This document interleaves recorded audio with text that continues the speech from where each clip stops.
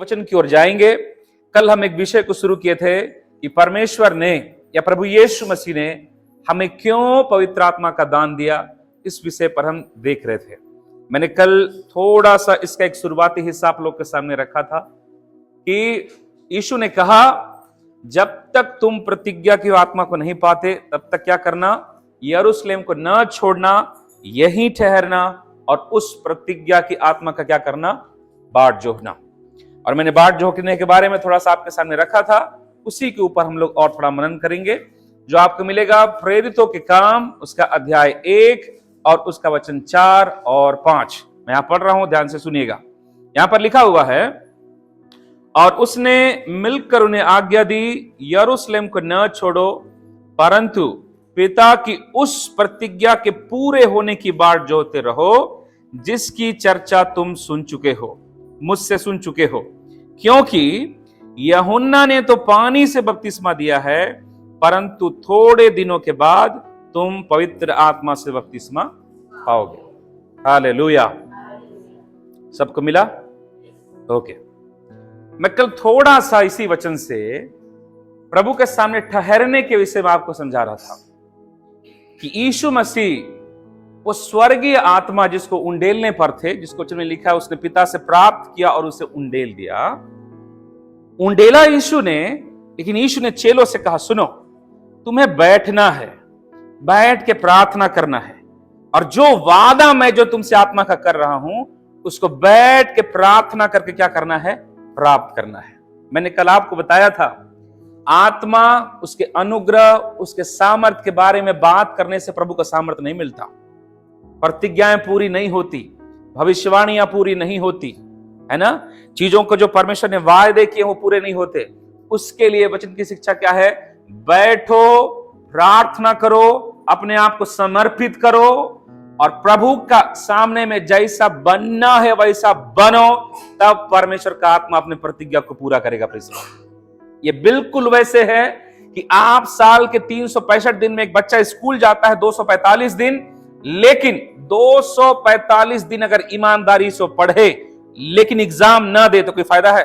नहीं। उसी प्रकार आप वचन पढ़े, आपने बाइबल पढ़ा, आप उपवास रखे, आप संगति आए, आप रोज घर में बैठते हो, लेकिन अगर आज्ञाकारी नहीं हो, प्रभु में हो करके भी आप निराशा में, बीमारी में, रुकावट में और बंधन में जीवन जियोगे। हालेलुया। और प्रभु ने उसी बात को सिखाया, बैठो। कब तक बैठना है तुम्हें? जब तक तुम उस विषय को पा नहीं लेते जिसको देने का वादा परमेश्वर ने किया। हालेलुया।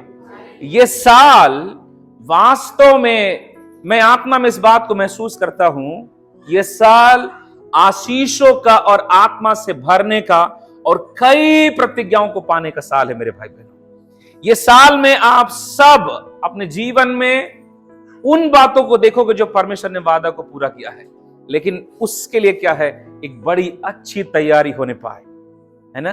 बाइबल में जब आप तैयारी शब्द पढ़ते हैं, इंग्लिश में बोलते हैं उसको प्रिपरेशन।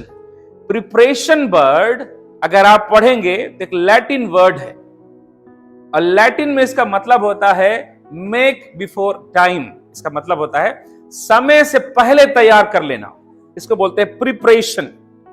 और जब बोलते हैं ना प्रिपरेशन या तैयारी, तैयारी कभी भी वर्तमान के लिए नहीं है, तैयारी कभी बीते हुए भूतकाल के लिए नहीं है, तैयारी शब्द जुड़ा है भविष्य काल से।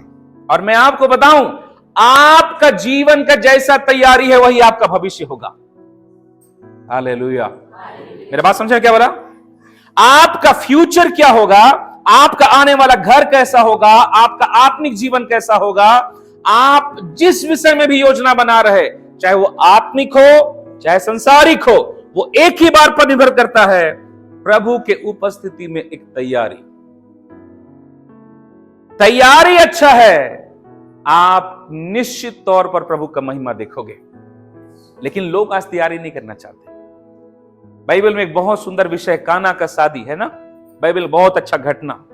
उस घर में दाखरस घटा था ना, पढ़े हैं? दाखरस घटा था। पता है क्यों घटा था? क्योंकि शादी का जो तैयारी का समय मिला था, उस समय में उन्होंने तैयारी सही नहीं की। काना की शादी में विपत्ति क्यों आया? क्योंकि उस घर की तैयारी कमी थी।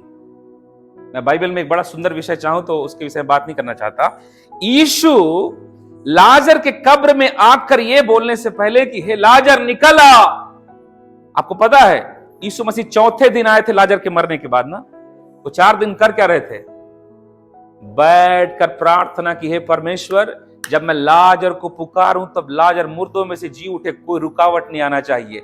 इसीलिए यीशु मसीह जाकर उस कब्र के सामने प्रार्थना नहीं किए, सीधे बोले हे पिता मैं तेरा धन्यवाद करता हूं कि तूने मेरी सुन ली है। कब प्रार्थना की यीशु मसीह? जब वहां पर थे तब नहीं, जब घर में थे तब। Praise the Lord, hallelujah.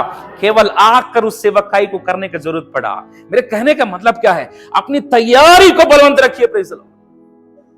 मैं एक बहन की गवाही पढ़ रहा था जिनका संतान नहीं था, बड़ा सुंदर गवाही। उस बहन ने एक ऐसा वचन सुना कि परमेश्वर सच में बांझों का कोख खोलता है। हमारे यीशु मसीह के जब आप वंशावली पढ़ोगे ना, वंशावली समझते हैं ना, है ना, उसमें कई लोग बांझ रहे हैं। और यीशु मसीह की मम्मी तो बिना विवाह के पवित्र आत्मा के द्वारा गर्भवती होकर के यीशु मसीह को जन्म दिया। अब इसको समझिए। वो वचन को सुनने के बाद उस बहन के अंदर इतना विश्वास आया, मेरे शादी का 12 साल हो गया, नहीं हुआ, लेकिन अब मेरा समय कि मैं पाऊंगी। वो जानते हैं क्या की? विश्वास से भर गई, अपने घर गई। घर में एक कमरा था, उस कमरे को पूरा अच्छे से साफ करी। साफ करने के बाद उसको अच्छे से पूरा पोताई करवाई, बच्चे का सारा खिलौना खरीद के लाई, उसका बिस्तर खरीद के लाई, उसका कपड़ा खरीद के लाई, उसका हर वो चीज, उसका डायपर से लेकर एक एक चीज लाकर उसका तेल, उसका साबुन, उसका क्रीम, उसका पाउडर, हर एक चीज बड़ा मस्त कमरे को सजा कर रख दिया। सजाने के बाद वो बहन उस कमरे में घुटना टेकी और प्रार्थना की, हे परमेश्वर मेरे तरफ का मैं जो कर सकती थी मैंने अपने उस बच्चे के लिए कर दिया है। बच्चा देना अब तेरा काम है, तू बच्चे को देकर मुझे आशीषित कर। हालेलुया। क्या विश्वास जरा देखिए। बोलते पिता आप इस बच्चे के लिए कपड़ा खरीद के नहीं लाओगे, मुझे लाना है, मैं लाऊंगी। मैंने ले आया। उस बच्चे के लिए बिस्तर आप नहीं लाओगे, मैं लाऊंगी। मैंने उसे ले आया। उसके लिए खिलौना आप नहीं लाओगे, मैं लाऊंगी। मैं ले आया। मैं जो ला सकती थी मैंने सारा चीज लाके इसे तैयार कर दिया। अब एक ही बात की जरूरत है, क्या? उस बच्चे की, और उसको देने का सामर्थ्य तेरे पास है परमेश्वर। हालेलुया। और रोज उस कमरे में घुटने टेकती और प्रार्थना करती है, परमेश्वर धन्यवाद उस बच्चे के लिए जो इस कपड़े को पहनेगा, धन्यवाद उस बच्चे के लिए जो इस बिस्तर पे सोएगा, धन्यवाद उस बच्चे के लिए पिता जिस खिलौनों से खेलेगा, धन्यवाद इस कमरे के लिए जिसे मेरा बेटा रहेगा पिता, उसके द्वारा तेरी महिमा होगी। ठीक 9 महीने बाद वो मां बनी और 13वें साल में एक लड़का को जन्म देकर परमेश्वर ने उसे आशीषित किया। ये बोलते हैं तैयारी मेरे भाई बहन। विश्वास दिखाना पड़ता है, हालेलुया, है ना। तो यहां पर भी 6 लोग क्या किए? बैठे, प्रार्थना किए। बैठे, प्रार्थना कीजिए। मेरे भाई बहनों इस चीज को बड़े गंभीरता से समझिए। 2 मिनट के लिए उत्साहित होने वाला विश्वासी मत बनिए। 3 दिन का मीटिंग हुआ, खूब नाचे कूदे, फांदे फेंकाए, गिरे उठे, चीते चल दिए घर। उसके बाद चौथा दिन में जहां से निकले थे वहीं पहुंच गए। 3 दिन था भारी उत्साह, 3 दिन था तो समय पे से पहले चर्च आ गए। मैंने बहुत लोग को देखा है ना, कि ध्यान दिएगा ना, उत्साह में और आत्मिकता में फर्क होता है। मेरी बात समझे मैं क्या बोला? उत्साह में और आत्मिकता में फर्क होता है। उत्साह क्षणभंगुर है, समय भर के लिए रहेगा, लेकिन अगर आत्मिकता है तो क्या रहेगा? स्थिर रहेगा। वो जो लालसा आज आपके अंदर है यहां से जाने के बाद भी घर में वही बना रहेगा। जो प्यास आपके अंदर है वो घर जाने के बाद, 1 सप्ताह के बाद भी यही बना रहेगा। जब तक उन चीजों को पाओगे नहीं वो बदलेगा नहीं। लेकिन अगर उत्साह रहे तो, बच्चे लोगों को देखे हैं 10th क्लास में डॉक्टर को देखा तो क्या बोलेंगे? डॉक्टर बनेंगे। 12th क्लास में इंजीनियर देखा तो इंजीनियर बनेंगे। कॉलेज गए तो कॉलेज में बोलेंगे एयरफोर्स में जाना है, तो नहीं अगले दिन से हवाई जहाज दिख रहे हैं। हर साल उनका विजन्स बदल रहा है। क्यों? क्योंकि स्थिर नहीं है। यह आत्मिकता नहीं, आत्मिकता स्थिर करता है भाई बहनों। हालेलुया। तो हम इस वचन को जरा सा फिर से मनन करेंगे, प्रभु की आत्मा सहायता करे। क्यों हमें परमेश्वर ने पवित्र आत्मा का दान दिया है। अन्य भाषा बोलने के लिए नहीं, केवल नहीं, थोड़ा सा वरदान पाने के लिए नहीं, इससे और भी कई बड़ी बड़ी योजनाओं हैं। मैं एक दो बात को आपको दिखा करके अपने वचन को कम छोटे समय में बंद करना चाहूंगा। मेरे साथ निकालिएगा। पहला, यूहन्ना की सुसमाचार उसका 14 अध्याय उसके 15 और 16 पद को पढ़िएगा। यदि तुम मुझसे प्रेम रखते हो तो मेरी आज्ञाओं को मानोगे। मैं पिता से विनती करूंगा और वो तुम्हें एक और सहायक देगा, वो सर्वदा तुम्हारे साथ रहे। Hallelujah, hallelujah. प्रभु की महिमा। उसका ध्यान समझिएगा। मैं बड़ा स्थिर रीति से समझाना चाहता हूं, इसको समझिएगा। प्रभु आपको आशीष दे। बाइबल में जब आप पवित्र आत्मा के शिक्षा के बारे में पढ़ेंगे तो यीशु के द्वारा दिया हुआ शिक्षाओं में आत्मा के बारे में सबसे ज्यादा यहीं पर पाया जाता है। यूहन्ना की सुसमाचार उसका 14 अध्याय और 16 अध्याय। ये 2 अध्याय है जहां पर यीशु मसीह ने पवित्र आत्मा के बारे में खुलकर बात किया। और सबसे बड़ा बात यहां एक बात ध्यान दिए, 15 पद में एक चीज बोला, वहां पर 17 पद में लिखा, वहां पर पढ़ना चाहूंगा 14 का 17 में, अर्थात सत्य का आत्मा जिसे संसार ग्रहण नहीं कर सकता क्योंकि वह उसे नहीं देखता और न उसे जानता है। तुम उसे जानते हो क्योंकि वह तुम्हारे साथ रहता है और वह तुम में होगा। यीशु मसीह एक बात बता रहे थे कि तुम आत्मा पाओगे क्योंकि तुम उसे जानते हो और वह सर्वदा तुम्हारे साथ रहता है। लेकिन चेले उसके बारे में जानते नहीं थे। चेलों को इस बात का एहसास नहीं था कि उनके द्वारा होने वाला परमेश्वर का काम, जब वो लोगों पर हाथ रखते, जब वो दुष्ट आत्माओं को कहते बाहर निकलो, जब वो बीमारों को चंगा करते, तो वास्तव में जो उनके द्वारा जो चमत्कार होता था वो कौन कर रहा था, उनको वास्तव में उस समय इतना एहसास नहीं था। वो कौन था? पवित्र आत्मा। वो सारा सेवकाई जो चेलों ने किया उसको करने का सामर्थ्य देने वाला कौन था? पवित्र आत्मा। लेकिन चेले उसको अच्छे से जानते ही नहीं थे। आज कलीसिया यही है, पता है, आज लोग आत्मा पा गए, थोड़ा अन्य भाषा बोलते हैं, चर्च जाते हैं, प्रभु में आ गए, लेकिन आत्मा के बारे में नहीं जानते। उनको नहीं पता कि आत्मा जब आप काम कर रहे हो तब आपके जीवन में कैसे काम करता है, आप जब पढ़ाई कर रहे हो तो कैसे काम करता है, आप जब प्रार्थना कर रहे हो तो कैसे काम करता है, आप जब सेवकाई कर रहे हैं तो कैसे काम करता है, आप जब किसी बीमारों के लिए प्रार्थना कर रहे हैं तब कैसे काम करता है, आप जब किसी दुष्टात्मा के बंधनों से लड़ रहे हैं तो कैसे काम करता है। हम में से कई लोग को इसका जानकारी नहीं है। इसलिए क्या पता है, आज हम खुद लड़ रहे हैं, खुद ताकत लगा रहे हैं, खूब मेहनत कर रहे हैं, खूब कर रहे हैं, लेकिन वास्तव में पता है करने वाला कौन है? पवित्र आत्मा। लेकिन क्योंकि हम इस चीज को नहीं जानते कि मेरे जीवन से करने वाला कौन है, आज हम कई चीजों पे जयवंत नहीं हो पाए। और यीशु मसीह इसी भेद को खोलना शुरू किए और इसी भेद को खोलते हुए बोलते हैं, सुनो, थोड़ा पवित्र आत्मा को जानो और उसकी शिक्षा मैं देता हूं तुमको। अब यीशु मसीह अपना मुंह खोले और बोलते हैं, क्या बोलते हैं? वचन 15 में, यदि तुम मुझसे प्रेम रखते हो तो मेरी आज्ञाओं को मानोगे। हम में से कितने लोग प्रभु से प्रेम रखते हैं? अब आप बताइए, हम में से कितने लोग आज्ञाकारी हैं?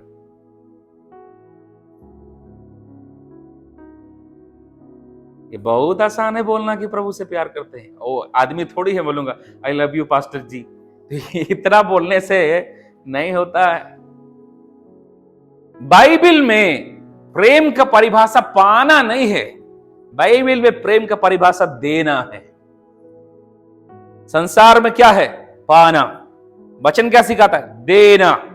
प्रभु ने संसार से ऐसा प्रेम रखा कि अपना लौता पुत्र दे दिया। यूहन्ना 3:16। अगर आपके और मेरे अंदर में वास्तव में प्रभु से प्रेम है, आप परमेश्वर से पाने से ज्यादा उसको देने का ध्यान रखेंगे। हालेलुया। आपका समय, आपका समर्पण, आपकी आज्ञाकारिता, आपका जीवन, आपका परिवार, एक एक चीजों में आपके अंदर में चाहत होगा, मैं क्या ऐसा करूं कि मेरा प्रेमी परमेश्वर मुझसे प्रसन्न हो जाए। अगर मैं परमेश्वर के प्रेम के बारे में प्रचार करूं ना, तो मैं आपको लिख के देता हूं, आधा लोग उठ के चल जाओगे यहां से। क्यों? कोई ये कहे कि मैं अपने परमेश्वर से बहुत प्यार करता हूं, लेकिन पत्नी से बहुत लड़ता हूं। मैं परमेश्वर से भयंकर प्यार करती हूं, लेकिन मैं अपने सास ससुर से लड़ने में पीएचडी करके रखी हूं। चलेगा? चलेगा? है?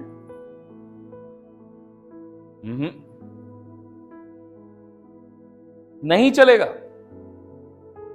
यीशु मसीह पहले बोलते हैं, सुनो, अगर तुम मुझसे प्रेम करते हो तो ये नहीं बोलोगे मैं प्रभु से भयंकर प्यार। कई विश्वासी को देखे हैं, मैं प्रभु से भयानक प्यार करता हूं, मैं प्रभु बिना जी नहीं सकता। हेलो, आपका गवाही नहीं चाहिए यीशु मसीह को। आपका मन में क्या चल रहा है उसको यीशु जानता है। अपना बढ़ाई वही करता है जो अपने आप को धर्मी दिखाना चाहता है। सही धर्मी परमेश्वर के सामने धर्मी बनता है गुप्त रीति से। उसकी धार्मिकता यहोवा दिखाएगा, ये मेरा दास है, देखो। शरीर का स्वभाव है दिखाना, देखो मैं कितना सुंदर हूं, आत्मा का नहीं। यीशु कहता, अगर तुम मुझसे प्रेम करते हो तो तुम मेरी आज्ञाओं को मानोगे, मेरे वचनों को मानने पर ध्यान दोगे, मेरे बातों को मानने पर ध्यान दोगे, मैंने जो तुमसे करने के लिए कहा उस पे करने पर ध्यान दोगे। आज कितने लोग ध्यान देते हैं इस बात पे? आज आज्ञाकारिता क्या जानते हैं? प्रार्थना करना, अन्य भाषा बोलना, आराधना करना और चर्च जाना। इतना कोई मसीहत बना दी है। मैं आपको बताऊं मेरे भाई बहनों, चर्च से निकलने के बाद आपका मसीहत शुरू होता है। आप जाकर उस चौराहे में किससे क्या बात कर रहे हो, अपने संसार के दोस्तों के साथ क्या बात कर रहे हो, घर में रात को उठकर पति और पत्नी क्या बात कर रहे हो, अपने मोहल्ले वाले से क्या बात कर रहे हो, अपना पड़ोसी से आपका व्यवहार कैसा है। बाइबल में लिखा है, धर्मियों ने आपस में बातें की और यहोवा ने कान लगाकर सुना। वो आपके केवल प्रार्थनाओं को ही नहीं सुनता, आप यहां से जाने के बाद किसके बारे में अच्छा बोले बुरा बोले, एक एक बात को सुनता है। आपको क्या लगता है बैठ करके प्रभु यीशु मसीह के नाम से मैं मांगता हूं बोलने से मिल जाएगा?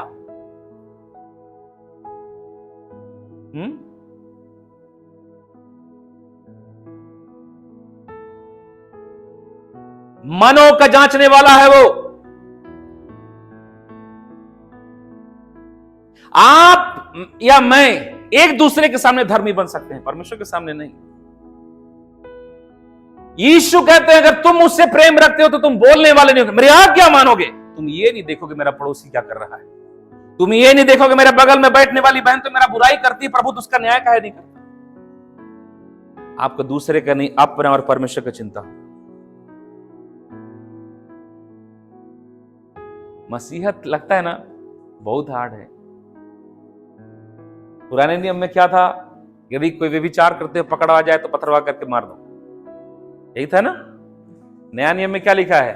यदि तू किसी भाई या बहन के बारे में देख कर मन में गंदा सोचा, तूने क्या कर दिया? व्यभिचार कर दिया। नया नियम में लिखा है, यदि तू अपने भाई को मूर्ख कहता तो तू हत्यारा है। अब सोच सकते हो, जो यहां था उसको यीशु मसीह ने यहां ले आया। प्रभु सिखा रहे थे, आज्ञाकारी वही हो सकता है जो धर्मी है, वो नहीं जो वास्तव में परमेश्वर से प्रेम करता है। हालेलुया।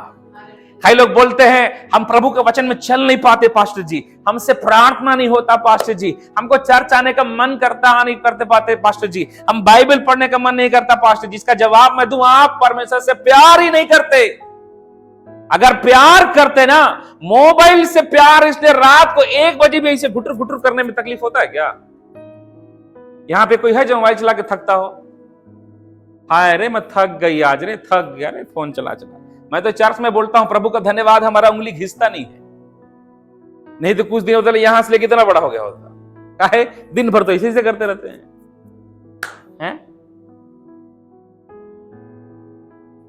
यीशु ने कहा, अगर तुम मुझसे प्रेम करते हो मेरी आज्ञाओं को मानोगे, और उसके बाद बोलता है, और मैं पिता से विनती करूंगा कि वह तुम्हें एक और सहायक दे। ये आया शिक्षा किसके बारे में? पवित्र आत्मा के बारे में। हालेलुया। यीशु मसीह ने जब पवित्र आत्मा का परिचय दिया चेलों को तो कैसे दिया? मैं पिता से विनती करूंगा कि तुम्हें एक और सहायक दे, एक और। तो मतलब एक और सहायक पहले से है। एक और बोलने से क्या है? एक है पहले से, है कि नहीं है? पहला सहायक कौन है?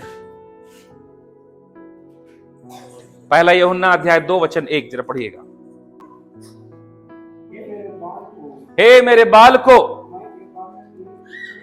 मैंने यह बातें तुम्हें इसलिए लिखा हूं कि तुम पाप न करो, और यदि कोई पाप करे तो पिता के पास हमारा एक सहायक है, अर्थात यीशु मसीह। तो पहला सहायक कौन है? पहला सहायक हमारे जीवन का सबसे पहले कौन है? खुद हमारा प्रभु यीशु मसीह। दूसरा सहायक कौन है? पवित्र आत्मा। एक और सहायक है, पता है कौन बाइबल में? कौन? पत्नी। सेवकाई में सेवक भी सहायक है, लेकिन मैं 3 सहायकों को सामने ला रहा हूं। पहला सहायक कौन? यीशु मसीह। दूसरा सहायक कौन? पवित्र आत्मा। तीसरा सहायक कौन? एक पत्नी। कहां लिखा है? उत्पत्ति की किताब में। हम मनुष्य का अकेला रहना अच्छा नहीं है, आओ हम उसके लिए एक सहायक बनाएं। अब थोड़ा इसको ध्यान से समझिएगा, सहायक बोलने का क्या मतलब है ना? सहायक बोलने का क्या मतलब है, इसको थोड़ा अच्छे समझिएगा ना। पवित्र आत्मा का परिचय जब यीशु मसीह ने दिया तो बोलता है, मैं पिता से एक विनती करूंगा कि तुम क्या पाओ, तुम्हें पिता क्या दे? एक और सहायक दे। इसमें सबसे ध्यान दीजिएगा एक बात, यीशु ने कहा मैं पिता से विनती करूंगा। फिर बोल रहा हूं, यीशु मसीह ने क्या कहा? मैं पिता से विनती करूंगा कि तुम्हें पिता एक और सहायक दे। यीशु ने यह नहीं कहा कि तुम विनती करोगे इसलिए पाओगे। यीशु ने कहा मैं करूंगा तब तुम पाओगे। इसका मतलब आज पवित्र आत्मा पाने के लिए आपके अंदर में जितना लालसा नहीं रहा है या नहीं होगा, उससे ज्यादा लालसा आप आत्मा से भरो। बोलिए किसके अंदर है? प्रभु यीशु मसीह के अंदर। क्योंकि उसने कहा पहले मैं तुम्हारे लिए पिता से विनती करूंगा कि तुम्हें वो पवित्र आत्मा उंडेले। Praise the Lord, hallelujah, hallelujah. धन्यवाद दें इस बात के लिए मेरे भाई बहनों, परमेश्वर का हालेलुया, कि आज अगर मेरे जीवन में आत्मा है तो पिता मेरी गुणवत्ता नहीं, तेरे प्रार्थना के वजह से। आज पवित्र आत्मा अगर मेरे जीवन में मेरे साथ रहता है तो मेरी काबिलियत की वजह से नहीं, तूने पिता से पाकर मुझे दिया है, जो मेरे साथ रहता, मेरी सहायता करता, मेरे जीवन में मेरी अगुवाई करता और मुझे जैसे चलना है चलने के लिए बलवंत करता। Hallelujah, hallelujah. हाँ, और आज मैं बताऊं मेरे भाई बहनों, आज भी यीशु मसीह महायाजकीय सेवकाई कर रहे हैं। इब्रानी की पत्री पढ़ेंगे आप तो, कि यीशु मसीह मुर्दों में से जी उठने के बाद पिता के दाहिने बैठकर हम सबके लिए क्या कर रहे हैं? प्रार्थना कर रहे हैं। आज आप प्रभु में बचे हुए हो तो क्या कारण है? आपको लग रहा है आप बहुत बहादुर शास्त्री हो क्या?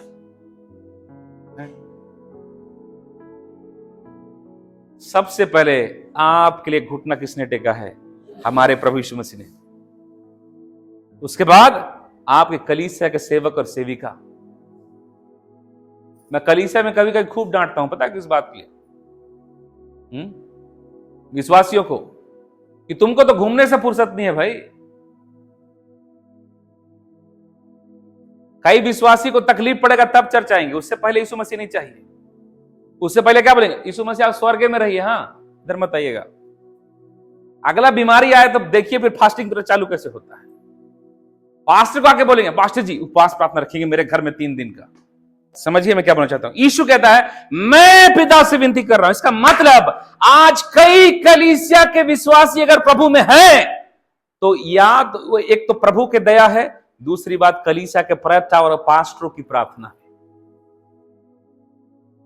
लेकिन उनको क्या लगता है हम बहुत बलवंत हैं। नहीं हो मेरे भाई बहनों। एक बार एक पति घर के अंदर आया और साथ में 40,000 पैसा लेके आया। 40,000 लाने के बाद अपने पत्नी को दिया और बोला, सुनिए ना जी, इसे जाकर आप अलमारी में रख दो, 2-3 दिन बाद इसका मुझे काम पड़ेगा तो मैं आपसे मांगूंगा तो मेरे को दीजिएगा इसको। पत्नी ने बड़ा खुशी खुशी 40,000 घर में पैसा आया बोल के भाई एकदम मस्त गई नाच के मस्त अलमारी खोली, बड़ा प्यार से अंदर में रखी, डबल लॉक लगाई, बाहर भी अंदर वाला में भी, मस्त चाबी अपने पॉकेट में डाली, एकदम खुश, 40,000 पैसा है, रखी मैं हूं। उसी रात को मस्त खाना पीना खा के सब सो गए और रात में चोर आया। चोर आया धीरे से, चोर ने एक मास्टर की से धीरे से अलमारी को खोला, अंदर का लॉकर खोला, खोलने के बाद पैसे को निकाला, वापस धीरे से बंद किया, इसको भी बंद कर दिया, चला गया। सवेरे जब पत्नी सबसे पहले उठी तो पता है पति कहां है और ये देखी, सबसे पहले अलमारी देखी, बढ़िया तो है ना। अलमारी देखी तो अलमारी अच्छे से बंद है, तो क्या लगा, पैसा सेफ है। कोई टेंशन की बात था क्या? नहीं।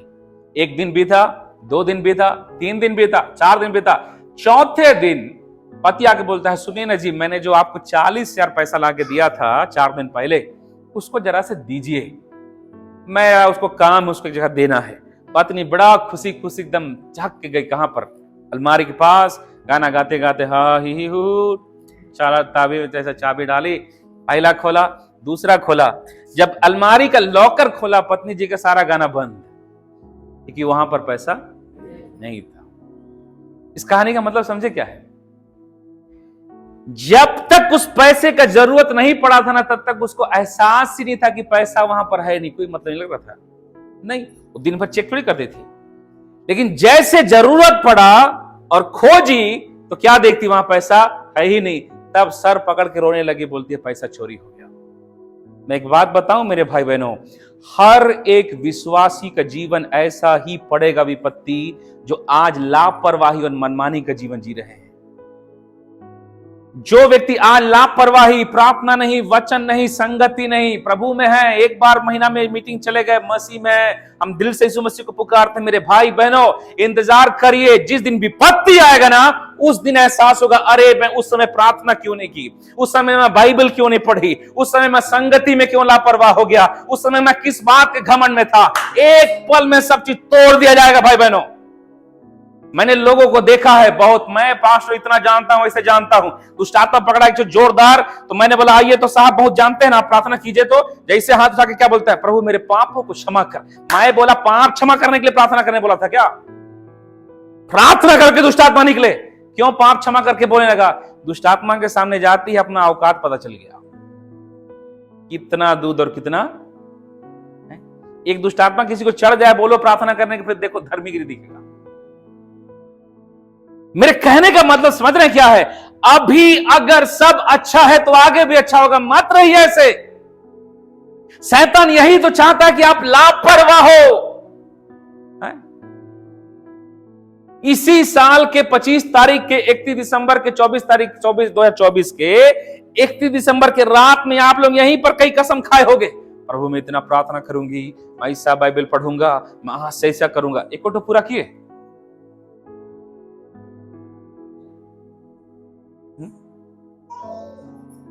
मेरे भाई बहनों, बाइबल का सिद्धांत क्या पता है? जो तुम बोगे वही तुम काटोगे, याद रखिएगा। हालेलुया। अगर आज्ञाकारिता हो आप आशीष काटोगे, प्रार्थना का जीवन है आप आशीष काटोगे, भय का जीवन है आप छुटकारा काटोगे, पवित्रताई और अभिषेक से भरा जीवन है आप जयवंत जीवन का फल काटोगे। लेकिन अगर नहीं तो मैं बता रहा हूं, मसीह में आने के बाद भी लोगों के जीवन में दुष्ट आत्मा राज्य कर रहा है। कारण क्या है? वो उठकर खड़ा होने का तैयार नहीं हुए। यीशु ने कहा मैं पिता से प्रार्थना करूंगा। आज लोग दूसरे के प्रार्थना में आश्रित हो गए। मैं बात क्यों समझा रहा हूं पता है? क्योंकि यीशु ने कहा मैं पिता से विनती करूंगा कि तुम्हें एक और सहायक दे। सहायक का मतलब समझते हैं क्या होता है? हेल्पर, काउंसलर, कंफर्टर, ये कुछ शब्द हैं जो इंग्लिश में लिखा है उसके बारे में। अब हेल्पर किसको बोलते हैं या सहायक किसको बोलते हैं? साथ देने वाला। अभी ये टेबल पता नहीं कितना किलो का है, जो भी हो, मान लीजिए ये 1 टन का हो, है ना? 1 टन नहीं, 1 कुंटल। 1 टन तो ज्यादा हो जाएगा। 1 कुंटल का है, 100 किलो का। मेरे को इसको उठा करके यहां से यहां पे रखना है, मैं उठा पाऊंगा? नहीं। मैं बड़ा जोर लगाया, खींचा, नहीं हुआ। तो डामरू भैया देखे, प्रभु के दास देखे, तो प्रभु के दास को बोला मेरा मदद कीजिए। तो नहीं, मदद नहीं कीजिए सर, मैं बोला मान लीजिए, ठीक है। तो प्रभु कदे आशीष दे, बहुत तैयार रहते हैं, प्रभु आशीष दे, ठीक है। मैं बोला ब्रदर मदद कीजिए, तो ये भी उठाए, उधर से पकड़े। अब दोनों लोग, मेरा उठाने का क्षमता था कितना, 50 किलो का, ब्रदर को उठाने का क्षमता था 70 किलो का। आए हम दोनों 100 किलो को उठा करके इधर से उठा के यहां ले आए। तो इसमें सहायक कौन है, मैं कि वो? अरे समझिए, मैं कुछ बहुत महत्वपूर्ण बात बता रहा हूं। सहायक कौन इसमें? प्रभु के दास है ना। सहायक कौन है? वो सहायता करने का। मैं ये अगर बोलता, सुनिए ना भैया जी, आप आइए उसको उठा के यहां से यहां रख दीजिए, तो मैं अगर बोलता एक काम कीजिए भैया, आप आइए इसको उठा के यहां से यहां रख दीजिए, इसमें सहायक कौन?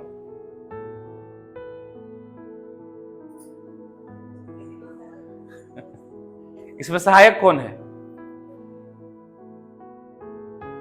अरे बोलिए, सब बोलिए, सहायक कौन है? हैं? काहे के लिए सहायक हुए भाई? वो कोई नहीं है। क्यों? क्योंकि वो तो खुद से उठाया। मैं थोड़ी ना बोला था कि मतलब लगाया हूं, थोड़ा मदद कीजिए।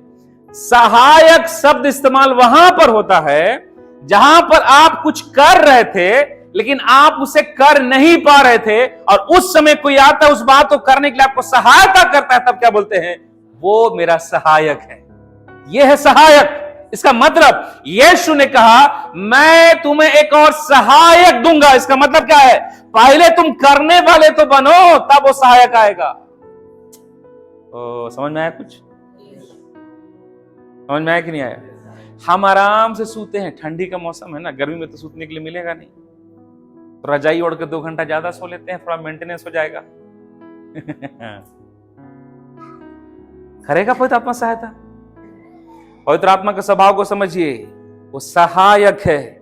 जब आप प्रार्थना करना शुरू करेंगे और आप प्रार्थना करने में स्ट्रगल करेंगे, आप नहीं करते पाते रहोगे ना, तब आप बोलोगे पवित्र आत्मा परमेश्वर, मैं प्रार्थना करना चाहता हूं, मेरी सहायता कर। हालेलुया। जब वो देखेगा कि आप कर रहे हो लेकिन कर नहीं पा रहे, तब वो आपकी सहायता करेगा। ये नहीं कि आप बिस्तर में सोए रहोगे तो पवित्र आत्मा मेरे को उठाना 2 बजे। हाँ, वो आपका लेबर नहीं है कि अलार्म का घंटी नहीं है, भाई उठ जाइए, तो सर उठिए ना प्रार्थना। नहीं, आप भी मत उठिए साहब, मैं उदाहरण दे रहा हूं कि वो रात को आके जगाने नहीं आएगा, उठ जा बाबू प्रार्थना करना, ऐसा बोल के वो जगाने नहीं आएगा। वो सहायक है। जब आप प्रार्थना करना शुरू करते हो, नहीं करने सकते रहते हो, तब वो सहायता करता है। हालेलुया। आप जब सेवा कर रहे हो, नहीं करने सकते रहते, तब वो सहायता करता है। आप जब पढ़ाई कर रहे हो, नहीं सक रहे हो, प्रभु बुद्धि का आत्मा से भर देता है। Praise the Lord. आप जब दुष्ट आत्मा के बंधनों को तोड़ने के लिए उठ के प्रार्थना कर रहे हो, नहीं सक रहे हो, तब वो सहायक सहायता करता है। Praise the Lord. हालेलुया। वो सहायक के सही चरित्र को समझिए। मैं शुरुआती दौर में 1 घंटा प्रार्थना नहीं कर पाता था, 1 घंटा भी नहीं। 40 मिनट प्रचार प्रार्थना किया बहुत। मैंने प्रार्थना करना सीखा।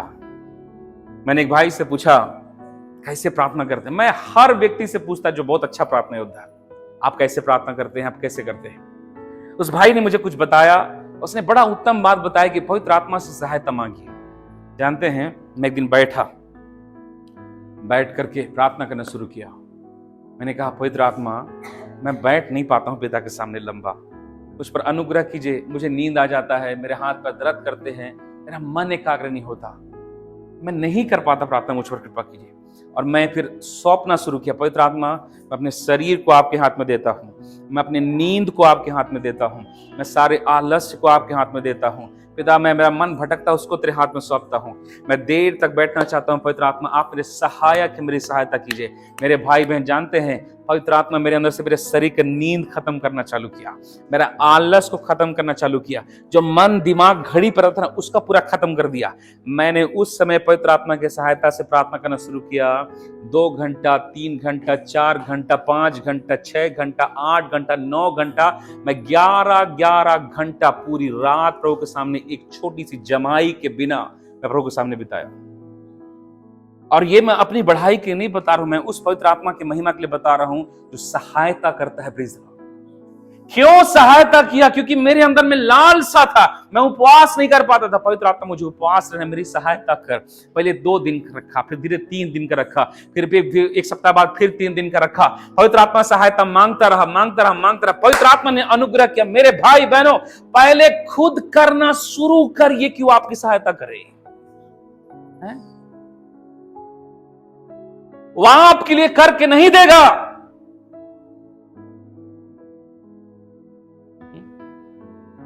हम तो आजकल के विश्वासी ना बाइबल पढ़ने में बैठेंगे तो मोबाइल के यहां घुसा के इधर पे काहे, किसी का कॉल आए तो चुकना नहीं चाहिए, कोई व्हाट्सएप करे तो भी चुकना नहीं चाहिए। प्रार्थना करते रहेंगे झूठ अमन हम दल फोन अटेंडिंग, अरे हाँ थोड़ा सा रुकना ना, प्रार्थना कर रहे हैं, वाह रे चलेगा ऐसे? मेरे भाई बहनों इसको समझो, पवित्र आत्मा सहायक है, वो सहायता करेगा। आज आप जीवन के किसी परिस्थिति से गुजर रहे हैं, मैं पढ़ने वाले बच्चों की गवाही बताऊंगा ना। हमारे बीच में ऐसे भाई हैं जो नशा कर करके पेट में ट्यूमर कर लिए, पढ़ने में पैसा दे के चुटका मार के पास होने वाले आज पीएचडी होल्डर हैं, बड़े बड़े ऊंचे पदों को देखा उन लोगों ने। और एक ही पता क्या, पवित्र आत्मा ने मेरी सहायता की। हालेलुया। पढ़ने बैठने से पहले प्रार्थना, हे पवित्र आत्मा पढ़ना चाहता हूं, मुझ पर दया कर। बोलते हैं ब्रदर, जब मैं कॉलेज में जाता, लेक्चर को सुनता, जब एग्जामिनेशन में जाता ना, पवित्र आत्मा मुझे स्मरण दिलाता था, तूने इसके बारे में ये पढ़ा है, तूने इसके बारे में ये पढ़ा। सोचिए, चुटका मार के 3rd डिवीजन पास होने वाले, ग्रेस से पास होने वाले, अपने कॉलेज में हालेलुया टॉप करने वाले बना दिया परमेश्वर ने। हालेलुया। और ये किसने किया? मैं कितनी गवाहियां बता सकता हूं, उस सहायता करने वाले पवित्र आत्मा ने। आज हमारे जीवन का दुर्भाग्य क्या पता है, एक स्वर्ग और पृथ्वी का बनाने वाला परमेश्वर हमारा सहायक है, लेकिन हम उसको नहीं देखते। क्यों? हम उसके अधीन होना नहीं चाहते। हमसे अभी भी कई लोग से देखिएगा, सिगरेट नहीं छूट रहा है, खैनी नहीं छूट रहा है। हमारे यहाँ एक पास्टर से क्रिस्टोफर हैम्बर आसाम के, वो क्या बोलते हैं पता है दारू पीने वाले को? थोड़ा थोड़ा दारू क्यों पीते हो? इतना पियो कि पीते पीते मर जाओ, ताकि तुमको मरा देख के दूसरे को डर के मारे छोड़े। ऐसे बोलते थे। खाए नहीं खाते हो, इतना सा खाते हो, इतना क्यों खाते? एक थरिया खाओ, घर का खाना बचेगा। हैं? मेरे भाई बहनों, मेरा समय खत्म हो गया, ध्यान समझिए इसको। पवित्र आत्मा हमारा सहायक है। आप नहीं जयवंत हो पा रहे, आप प्रार्थना नहीं कर पा रहे, आप बंधनों को तोड़ नहीं पा रहे, आज पवित्र आत्मा से बोलिए मुझे आपकी सहायता चाहिए पवित्र आत्मा। इसीलिए वो आया है हमारे बीच में। हालेलुया। वो आपकी सहायता करेगा यीशु मसीह के नाम से। हालेलुया। कोई भी चीज जो प्रभु अपने घर नहीं संभाल पा रहा, मैं अपनी आर्थिक स्थिति संभाल नहीं पा रहा, मैं इस बंधनों पे पिता इतने दिन से प्रार्थना कर रहा हूं लेकिन जयवंत नहीं हो पा रहा, पिता परमेश्वर मैं प्रार्थना में जयवंत नहीं हो पा रहा, उससे बोलिए मेरे प्रभु पवित्र आत्मा आप मेरे सच्चे सहायक, मेरी सहायता कीजिए। पवित्र आत्मा का सामर्थ्य हाथ आपके जीवन में पड़ेगा। Praise the Lord. हालेलुया। मैंने अपने जीवन में गवाही दिया, देखा है मैंने भाई बहनों कि जब मैं प्रचार करने से पहले उठ के खड़ा होकर प्रार्थना करता है, पवित्र आत्मा मेरे मुंह में मैं क्या बोलूं मुझे पता नहीं, आप मुझे बोलिए। मेरा गवाही है, प्रभु के दास से पूछ के देखिए इनके जीवन गवाही होगा कि जब खड़ा होकर बोलना शुरू करता ना तो मेरा मुंह अपने आप चलना शुरू होता, अपने आप मेरा मुंह से कोई दूसरा बोल रहा है। मैं मन में सोचूं यार ये तो मैं जानता ही नहीं, तो प्रचार कैसे कर रहा हूं? ऐसा वो मुंह को भी अपने नियंत्रण में लेकर पवित्र आत्मा बुलवाता था। हालेलुया। और मैं बोलते बोलते सीखता था, अरे ये भी बात होता है, ओ प्रभु तेरी महिमा हो। मेरे भाई बहनों, वो सच्चा सहायक है। Praise the Lord. हालेलुया। हर चीज वो बदल देगा यीशु मसीह के नाम से। आज अपने सहायक को पहचानिए। हालेलुया। चाहे नौकरी हो, चाहे बिजनेस हो, चाहे परिवार हो, चाहे आत्मिक जीवन हो, चाहे संसारिक जीवन, वो सच्चा सहायक है। उसे मौका दीजिए, he will change your life completely. वो पूरी रीति से चीजों को बदल करने कर देगा। हालेलुया। वचन में लिखा है, न तो शक्ति से न बल से पर तेरी आत्मा के द्वारा सब होगा, यीशु मसीह के नाम से। हालेलुया। प्रभु इन वचनों के द्वारा आप सबको आशीष दे।